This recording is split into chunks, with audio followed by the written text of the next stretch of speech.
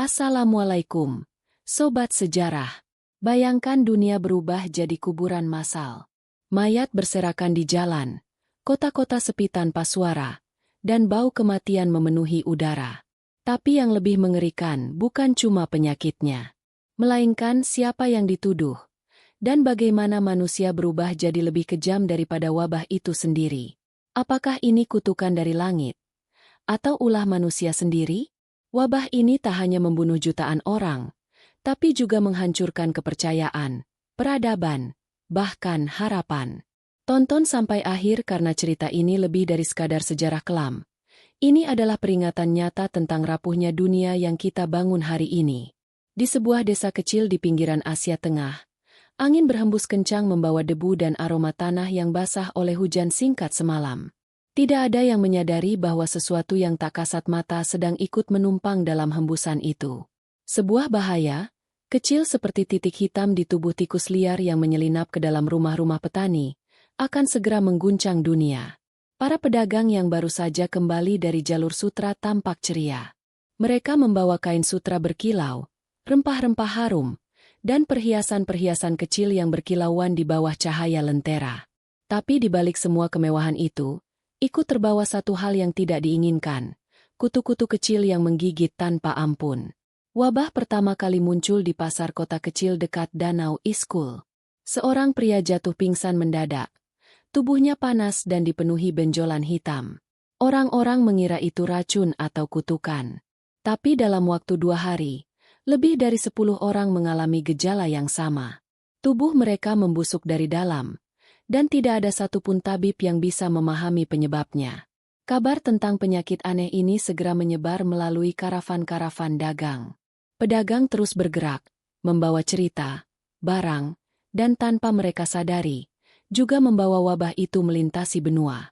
Dari Asia Tengah menuju Crimea, dari Crimea ke kapal-kapal Genoa, dan dari kapal-kapal itu ke kota-kota pelabuhan yang ramai di Eropa. Namun belum ada yang menyadari bahaya yang sesungguhnya. Di pelabuhan Messina, Sisilia, penduduk menyambut kedatangan kapal dagang dengan wajah gembira. Mereka menanti rempah dan barang dagangan yang sudah mereka pesan sejak bulan lalu. Tapi ketika kapal itu berlabuh, bau busuk langsung menyergap. Awak kapal yang masih hidup tampak menggigil dengan mata membelalak ketakutan. Tubuh mereka menghitam, dan beberapa mengeluarkan darah dari mulut mereka sebelum akhirnya tumbang tak bernyawa. Penduduk pun panik. Mereka melarikan diri, membawa keluarga mereka menuju daerah pedalaman, berharap bisa terhindar. Tapi tanpa mereka tahu, wabah itu telah ikut serta. Menyusup lewat pakaian, lewat sentuhan, bahkan melalui hembusan napas. Di balik kegaduhan itu, seorang biksu tua yang tinggal di balik bukit mencatat semuanya dalam buku tebal berkulit rusa. Ia menulis dengan tangan gemetar. Ini bukan penyakit biasa. Ini adalah badai tak terlihat yang akan menyapu semua yang kita kenal.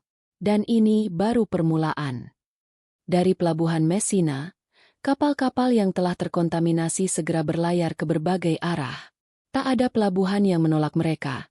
Karena tak seorang pun tahu bahwa setiap kapal membawa lebih dari sekadar barang dagangan. Mereka membawa kematian dalam wujud tikus dan kutu yang tersembunyi di balik karung-karung gandum dan tong anggur. Kota demi kota mulai jatuh. Palermo, Marseille, Barcelona, hingga ke pusat kekuasaan Perancis dan Spanyol. Dalam waktu hitungan bulan, tubuh-tubuh tergeletak di jalanan. Tak sempat dikuburkan karena jumlahnya yang begitu banyak. Anjing-anjing liar berkeliaran mencari makanan, kadang menggigit mayat yang membusuk. Udara dipenuhi bau busuk yang menusuk hidung, dan suara tangisan terdengar dari setiap sudut gang gelap. Florence yang dulunya dikenal dengan keindahan arsitektur dan pasar-pasarnya yang ramai kini sunyi seperti kota mati. Para seniman tak lagi melukis. Para penyair kehilangan kata-kata. Orang-orang memilih mengunci diri di dalam rumah, memaku jendela-jendela, dan menutup pintu dengan karung gandum. Tapi wabah itu tetap menemukan jalan untuk masuk. Di Paris, seorang dokter istana menuliskan gejala-gejala yang mulai menjadi pola. Bengkak hitam di ketiak dan pangkal paha, panas tinggi, muntah darah, dan kematian hanya dalam 2 atau 3 hari. Ia mencoba menyembuhkan pasien dengan membalut luka menggunakan cuka dan rempah-rempah. Tapi tak satu pun yang bertahan hidup. Gereja-gereja mulai kehilangan wibawa. Para pendeta yang biasanya datang untuk memberikan sakramen terakhir kini memilih menjaga jarak. Bahkan beberapa biara dikunci rapat dan ditinggalkan. Doa-doa tak bisa menghentikan wabah. Bahkan suara lonceng yang biasanya menenangkan, kini menjadi pertanda bahwa seseorang baru saja meninggal. Di London, panik mencapai puncaknya ketika lebih dari 500 orang meninggal dalam satu hari. Warga yang masih sehat memutuskan untuk meninggalkan kota, membentuk gelombang pengungsi yang bergerak ke desa-desa. Tapi tak satu pun dari mereka tahu bahwa wabah telah lebih cepat dari langkah mereka. Setiap tempat yang mereka datangi berubah menjadi tempat kematian baru. Pada suatu malam yang dingin, seorang anak laki-laki kecil bernama Edric duduk memeluk lutut di bawah meja kayu, tubuhnya menggigil. Ia baru saja kehilangan ibu dan adiknya dalam sehari. Ayahnya sedang menggali lubang di halaman belakang untuk menguburkan keduanya, dan belum tahu bahwa tubuhnya sendiri mulai menunjukkan tanda-tanda bengkak hitam di leher. Tak ada yang tahu kapan ini akan berakhir. Dan yang paling menakutkan, tak ada yang tahu bagaimana cara menghentikannya. Ketika tubuh-tubuh terus berguguran dan lonceng kematian tak pernah berhenti berdentang, manusia mulai mencari sesuatu untuk disalahkan. Mereka kehabisan akal, dan di tengah kepanikan, keyakinan berubah menjadi paranoia. Di berbagai kota, muncul bisik-bisik bahwa wabah ini bukan sekadar penyakit, melainkan hukuman dari langit atas dosa-dosa yang tak terampuni. Para pendeta yang selama ini menjadi pilar masyarakat, mulai kehilangan wibawa. Banyak dari mereka jatuh sakit, dan sisanya enggan mendekati jemaat. Prosesi keagamaan berubah dari harapan menjadi kecemasan. Doa-doa tidak menghentikan kematian. Ayat-ayat yang dilantunkan tidak menjauhkan penderitaan. Maka sebagian orang mulai berpikir bahwa gereja telah ditinggalkan oleh kekuatan ilahi. Di tengah keputusasaan itu, muncullah kelompok flagelan. Orang-orang yang percaya bahwa dengan mencambuk diri sendiri dan menanggung rasa sakit, mereka dapat menebus dosa dan menyelamatkan dunia. Mereka berjalan dari kota ke kota dengan punggung berdarah dan lagu-lagu keputusasaan. Namun yang mereka tinggalkan bukan keselamatan, melainkan teror dan penyebaran penyakit yang makin cepat. Kekacauan ini melahirkan sesuatu yang lebih kelam. Komunitas Yahudi, yang selama ini hidup dalam diam dan keterasingan, menjadi sasaran amarah. Rumor menyebar cepat. Mereka dituduh meracuni sumur, menyebarkan wabah dengan sihir, atau melakukan ritual-ritual rahasia untuk menghancurkan umat Kristen. Maka terjadilah apa yang tak bisa dihentikan. Di kota Strasbourg, ribuan orang berkumpul di alun-alun. Mereka menyeret keluarga-keluarga Yahudi keluar dari rumahnya, membakar rumah ibadah mereka, dan menggiring mereka ke tengah api unggun yang menyala tanpa belas kasihan. Teriakan anak-anak tenggelam dalam sorak-sorai pembunuh. Bau daging terbakar bercampur dengan bau mayat dan darah yang sudah lama menggenang di tanah. Padahal, komunitas Yahudi pun kehilangan banyak nyawa karena wabah yang sama. Mereka juga menguburkan orang-orang tercinta.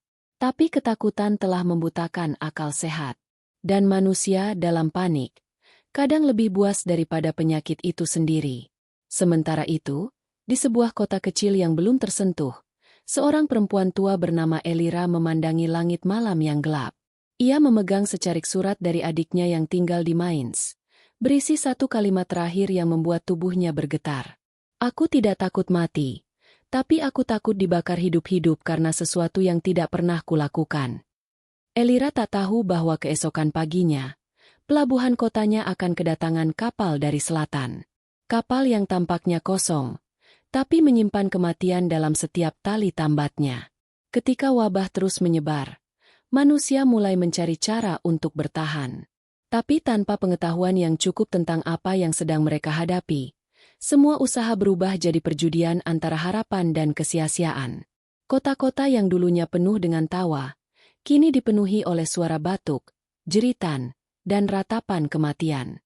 Di tengah kekacauan itu, muncullah sosok-sosok aneh berkeliaran di jalanan.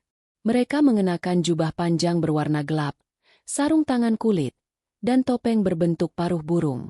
Di dalam paruh topeng itu, tersimpan rempah-rempah, cengkeh, dan bunga kering yang diyakini mampu menyaring udara beracun. Masyarakat menyebut mereka sebagai dokter wabah. Namun mereka bukan penyembuh. Mereka adalah saksi. Mereka hanya datang untuk mencatat kematian, memberikan penghiburan palsu, dan sesekali menyemprotkan ramuan wangi ke tubuh pasien yang sudah hampir mati. Mereka tak bisa menghentikan penyakit. Mereka hanya memperlambat ketakutan dengan ilusi perlindungan. Sementara itu, teori demi teori muncul untuk menjelaskan penyebab wabah. Sebagian mengatakan udara telah teracuni oleh konjungsi planet. Yang lain percaya bahwa rawa-rawa dan kuburan massal memunculkan miasma yang menyusup ke paru-paru. Jendela-jendela rumah ditutup rapat, dan kain basah yang dicampur parfum digantung di setiap sudut ruangan. Di desa-desa, para dukun dan penyihir mulai menawarkan ramuan ajaib. Ada yang membuat sup dari serangga kering dan akar tanaman aneh. Ada pula yang menyarankan untuk membakar kucing hitam setiap malam. Mereka menjual jimat, membisikkan mantra, dan menyuruh orang-orang tidur di bawah tanah untuk menghindari roh-roh wabah. Tapi semua itu tidak menyelamatkan siapapun. Di kota Bruges, seorang pria bernama Hendrik rela membayar setengah kekayaannya untuk sebuah botol kecil berisi cairan ungu yang dijanjikan bisa menyembuhkan istrinya. Ramuan itu didapat dari tabib keliling yang dikenal dengan nama Elson. Namun ketika sang istri meminumnya, tubuhnya langsung menggigil hebat, lalu menghitam hanya dalam beberapa jam. Hendrik marah dan mencarinya. Tapi Elson telah menghilang, meninggalkan jejak bau belerang dan kantong penuh koin emas. Di belakang rumah yang ia tinggalkan, tertulis pesan dengan darah. Tak ada obat untuk kematian. Yang ada hanya penundaan. Sementara itu, para pendeta dan tabib mulai diserang. Masyarakat yang kehilangan harapan mulai menganggap mereka sebagai penipu, atau lebih buruk lagi, sebagai penyebab bencana. Dan saat matahari terbenam di atas kota-kota yang hancur, suara tangisan tak lagi terdengar seperti suara manusia, tapi lebih seperti ratapan bumi yang sedang mengusir anak-anaknya sendiri. Setelah bertahun-tahun didera kematian, dunia mulai terasa kosong. Kota-kota besar seperti Florence, Paris, dan London berubah menjadi kuburan terbuka. Di jalan-jalan yang dulu dipenuhi pedagang dan musisi, kini hanya ada mayat-mayat yang membusuk bersama bangkai hewan liar. Tak ada yang punya cukup tenaga atau keberanian untuk mengubur semuanya. Ladang-ladang menguning karena tak ada lagi yang mengolah. Desa-desa menjadi sepi setelah seluruh penghuninya tewas atau melarikan diri. Di beberapa tempat, serigala-serigala dari hutan mulai berkeliaran di jalanan kota, seolah menertawakan hancurnya peradaban manusia. Namun dari kehancuran itu, muncul sesuatu yang tak terduga. Karena begitu banyak yang mati, para tuan tanah kehilangan kekuasaan atas buruh tani. Para petani yang bertahan hidup mulai menyadari bahwa mereka kini langka. Maka upah yang tadinya nyaris tidak ada, tiba-tiba melonjak tinggi. Mereka menuntut bayaran lebih besar, dan bahkan berani memilih untuk tidak bekerja jika tak dipenuhi. Sistem feodalisme yang selama ini menjadi tulang punggung struktur sosial Eropa mulai retak. Para bangsawan yang dulu hidup dalam kemewahan, kini harus berlutut dan memohon kepada rakyat kecil untuk kembali menggarap tanah mereka. Di kota-kota, para pengusaha dan pedagang yang selamat dari wabah mendapati bahwa saingan mereka telah tiada. Mereka membentuk aliansi baru, menyusun jalur perdagangan yang lebih fleksibel, dan perlahan membangun kembali roda ekonomi. Tapi semuanya berbeda.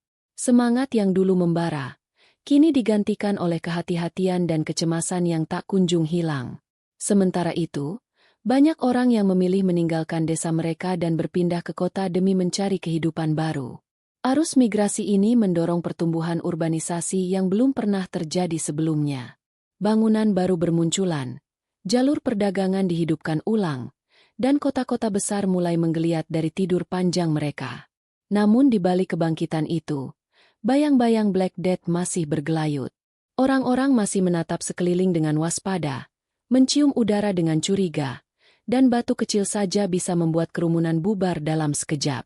Di sebuah kota kecil di pesisir laut utara, seorang gadis bernama Mirelle berdiri di atas reruntuhan gereja tua. Ia menggenggam liontin ibunya yang telah meninggal 2 tahun lalu. Di sekelilingnya, bangunan-bangunan baru mulai dibangun, suara palu dan gergaji mulai terdengar. Tapi di dalam matanya, hanya ada kehampaan. Karena ia tahu, dunia ini bukan lagi dunia yang sama. Dan mungkin, tidak akan pernah kembali seperti dulu. Setelah badai wabah mulai mereda, yang tertinggal bukan hanya kehancuran fisik. Luka yang paling dalam justru berada di dalam jiwa. Tak terhitung berapa banyak anak yang tumbuh tanpa orang tua, istri tanpa suami, atau orang tua yang kehilangan semua anaknya dalam 1 minggu. Dunia terasa sunyi, seakan-akan waktu enggan bergerak maju. Di tengah kehampaan itu, lahirlah sesuatu yang baru. Dari trauma, manusia mulai mengekspresikan rasa takut, duka, dan keputusasaan melalui karya-karya yang menggugah. Di katedral-katedral yang dulu penuh cahaya, kini terpajang lukisan-lukisan dengan tema kematian. Tengkorak, mayat membusuk, dan kerangka yang menari menjadi gambaran yang lazim. Memento mori, sebuah pengingat akan kefanaan hidup, muncul dalam setiap sudut seni. Pematung tak lagi membuat patung malaikat yang tersenyum, tapi menciptakan sosok-sosok mengerikan dengan wajah terdistorsi. Penulis tak lagi menulis puisi cinta, tapi menulis catatan tentang derita, tentang langit yang diam saat manusia meratap. Filsuf pun mulai menantang keyakinan lama, bertanya tentang makna hidup dalam dunia yang dipenuhi kematian. Di sebuah bengkel seni kecil di Bruges, seorang pelukis muda bernama Thibaut menciptakan karya yang menggemparkan. Lukisannya memperlihatkan kota Florence dari atas, dengan mayat-mayat yang membentuk sungai darah di sepanjang jalan utama. Tapi di langitnya, tak ada matahari, hanya wajah hitam besar dengan mata kosong, menatap tajam ke bawah. Lukisan itu tidak pernah dipamerkan di gereja. Namun dari mulut ke mulut, orang-orang datang hanya untuk melihat kengerian yang dituangkan dalam warna. Sementara itu, masyarakat terbagi. Sebagian menjadi religius fanatik, memohon ampun setiap hari dengan mencambuk tubuh mereka hingga berdarah. Mereka percaya, penderitaan fisik adalah satu-satunya jalan untuk membayar dosa dunia. Tapi ada pula yang berubah menjadi hedonis. Mereka berpesta tiap malam, minum hingga pagi, menertawakan kematian yang bisa datang kapan saja. Di antara dua kutub itu, tumbuh generasi baru yang memandang dunia dengan kacamata berbeda. Mereka tak lagi percaya bahwa hidup adalah hadiah. Bagi mereka, hidup adalah ujian yang kejam, yang kapan saja bisa direnggut tanpa alasan. Mereka belajar bukan untuk mencari jawaban, tapi untuk bertahan. Pada malam yang sunyi, di reruntuhan perpustakaan tua di Avignon, seorang remaja perempuan bernama Lucette menemukan manuskrip kuno. Di halaman terakhirnya, tertulis dengan tinta yang mulai pudar. Jika dunia ini adalah mimpi buruk, maka satu-satunya harapan adalah membuka mata. Tapi bagaimana jika yang kita lihat saat membuka mata justru lebih mengerikan daripada mimpi? Lucette menatap langit. Tidak ada bintang malam itu. Hanya awan gelap, dan keheningan yang menggantung tanpa janji. Ketika langit tak lagi menjawab dan gereja kehilangan suara, banyak jiwa yang tak lagi menemukan tempat berpijak. Doa tidak menyelamatkan. Iman tidak mencegah mayat membusuk di halaman rumah. Maka di tengah kehampaan itu, lahirlah kelompok-kelompok baru yang menafsirkan dunia dengan cara mereka sendiri. Mereka tak lagi percaya pada gereja atau kitab suci. Mereka menciptakan ajaran sendiri, berdasarkan mimpi, bisikan malam, atau bahkan dari suara-suara aneh yang mereka klaim datang dari langit. Sekte demi sekte tumbuh seperti jamur setelah hujan. Ada yang berjalan telanjang di jalanan, mengumandangkan nubuat akhir zaman. Ada pula yang bersembunyi di gua-gua, menyiapkan pengorbanan untuk menenangkan langit yang murka. Di kota Lyon, seorang pria bernama Malrik mengaku menerima wahyu setelah kehilangan seluruh keluarganya. Ia membentuk kelompok bernama Anak-anak Abu, yang percaya bahwa hanya dengan membakar seluruh peninggalan dunia lama, wabah akan berhenti selamanya. Mereka membakar buku, lukisan, bahkan peti-peti peninggalan keluarga yang dianggap sebagai simbol dosa masa lalu. Tapi yang mereka hasilkan hanyalah api yang makin meluas, melahap kota demi kota. Di wilayah dataran rendah Bohemia, sekelompok perempuan membentuk lingkaran ritual malam. Mereka menari mengelilingi api dan membaca mantra dari potongan-potongan naskah kuno yang diselamatkan dari biara yang runtuh. Mereka menyebut diri mereka sebagai penjaga nafas, percaya bahwa wabah adalah roh tua yang lapar, dan hanya bisa dijinakan dengan napas perempuan murni. Namun, malam saat ritual itu digelar, seluruh anggota kelompok ditemukan tak bernyawa dengan mata membelalak, seolah melihat sesuatu yang tak bisa dijelaskan.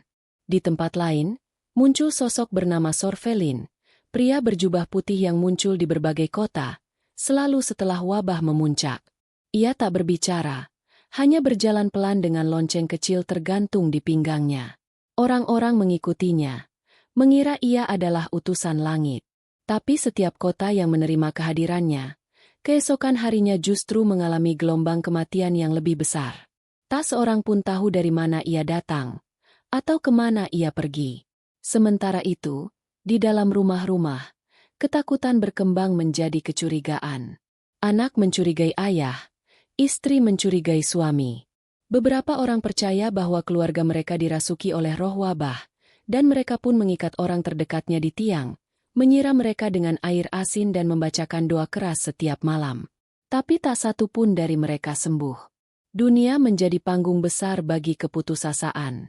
Tidak ada lagi batas antara siuman dan gila, antara doa dan kutukan. Segalanya menjadi abu-abu. Dan di balik semuanya, angin malam masih berhembus, membawa sesuatu yang tak terlihat, sesuatu yang belum selesai. Di tengah deru kota yang runtuh, satu-satunya harapan yang tersisa hanyalah mereka yang mengenakan jubah panjang dan membawa tas kulit penuh alat-alat aneh. Para tabib. Tapi harapan itu pelan-pelan berubah menjadi kecurigaan, lalu berubah menjadi amarah yang sulit dihentikan. Banyak masyarakat mulai percaya bahwa para tabib bukan datang untuk menyembuhkan, tapi membawa penyakit. Rumor menyebar, mereka sengaja memperburuk keadaan demi mendapatkan uang, atau bahkan bekerja sama dengan kekuatan gelap untuk menyebarkan kematian. Di desa-desa kecil, rumah para tabib dilempari batu. Di kota besar, mereka diusir atau diseret ke alun-alun untuk diadili oleh kerumunan yang tak lagi waras. Di Nuremberg, seorang tabib tua bernama Lothar yang telah menyelamatkan ratusan nyawa justru dibakar hidup-hidup. Ia dituduh meracuni air sungai. Ketika tubuhnya dilahap api, banyak yang menangis, namun tak satu pun berani bicara. Karena ketakutan telah mengunci mulut semua orang. Sementara itu, para apoteker yang dulu menyediakan ramuan dan obat-obatan mulai ditinggalkan. Banyak yang menutup tokonya dan melarikan diri ke pedalaman.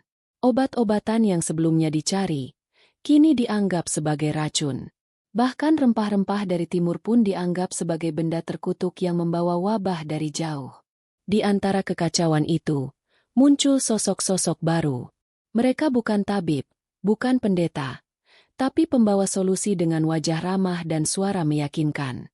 Mereka menjual air suci, minyak dari batu suci, hingga tulang belulang yang diklaim berasal dari orang-orang suci. Dan orang-orang membeli, karena mereka sudah kehabisan akal. Di balik pasar-pasar gelap dan lorong-lorong sempit, dunia medis dan dunia mistis mulai bercampur. Tabib yang tersisa kini bekerja sembunyi-sembunyi. Mereka mengenakan jubah biasa, meninggalkan simbol-simbol ilmu, dan mengganti kata-kata mereka dengan doa agar tidak dicurigai. Seorang wanita muda bernama Isabel, yang dulunya magang di rumah sakit gereja, kini harus menyamar menjadi pelayan rumah hanya untuk bisa merawat orang sakit secara sembunyi. Di malam hari, ia merawat para penderita di gudang tua menggunakan ramuan herbal dan air mendidih untuk mensterilkan alat. Tapi setiap kali mengetuk pintu pasien, ia harus berbisik, "Aku bukan tabib. Aku hanya ingin membantu." Ketika Isabel ditangkap oleh penjaga kota karena ditemukan membawa kantong berisi jarum dan botol kaca, ia tak membela diri. Ia hanya menatap mereka dengan tenang dan berkata, "Kalau aku mati, kalian akan kehilangan satu-satunya tangan yang masih berani menyentuh orang sakit kalian." Namun kata-katanya tak menghentikan cambuk yang mengoyak punggungnya malam itu. Dan di tempat-tempat lain, lebih banyak tabib yang hilang tanpa jejak. Lebih banyak orang yang percaya bahwa menyembuhkan adalah bentuk pengkhianatan. Dalam dunia yang sudah kehilangan nalar, siapapun bisa menjadi tersangka. bahkan mereka yang paling tulus sekalipun. Saat wabah perlahan surut, bukan karena ditemukan obat, melainkan karena tak ada lagi yang tersisa untuk dijangkiti, dunia tampak seperti baru bangun dari mimpi buruk. Tapi ini bukan mimpi yang bisa dilupakan. Ini luka yang menganga, yang meneteskan darah bahkan setelah suara isak tangis berhenti terdengar. Dari puing-puing gereja, istana, dan rumah-rumah yang telah kosong, manusia mulai merangkak kembali. Namun mereka bukan lagi manusia yang sama. Mereka membawa bekas luka di mata, langkah berat di kaki, dan rasa takut yang menempel seperti bayangan. Dunia mereka telah berubah selamanya. Tanah-tanah kosong kini penuh rumput liar. Tak ada yang mengolahnya selama bertahun-tahun. Desa-desa ditinggalkan, sementara kota-kota besar perlahan menjadi tempat berkumpulnya para penyintas. Urbanisasi terjadi, bukan karena pilihan, melainkan karena kebutuhan. Di sanalah muncul wajah-wajah baru yang membangun kembali struktur sosial, ekonomi, dan pemikiran. Para petani yang selamat kini menjadi orang paling dicari. Mereka menentukan harga, memilih tuan, bahkan menolak kerja jika dianggap tak layak. Para bangsawan yang dulu tinggal di menara-menara tinggi, kini harus turun tangan, ikut mencangkul dan menawar di pasar. Hierarki runtuh seperti tembok tua yang dipaksa roboh oleh waktu. Di jalan-jalan, anak-anak yatim tumbuh liar. Sebagian menjadi pencuri, sebagian menjadi pekerja, dan tak sedikit yang menjadi pemimpin pasar gelap. Dunia menjadi keras, tapi juga jujur. Tidak ada lagi topeng keagungan. Semua orang tahu, siapapun bisa mati, siapapun bisa bangkit. Di tengah perubahan itu, muncul sosok-sosok pemikir baru. Mereka bukan pendeta, bukan bangsawan, dan bukan ilmuwan dari perpustakaan besar. Mereka adalah orang-orang biasa yang menyaksikan sendiri kehancuran dunia, lalu menuliskannya, melukiskannya, atau mengajarkannya dengan cara mereka sendiri. Salah satu dari mereka adalah seorang pemuda buta bernama Chorvin. Ia kehilangan penglihatannya karena demam tinggi saat masih kecil. Tapi ia mendengar segalanya. Suara tangis, suara nyanyian, suara langkah-langkah yang terputus. Di kemudian hari, Chorvin menjadi guru keliling, menceritakan apa yang ia lihat melalui suara.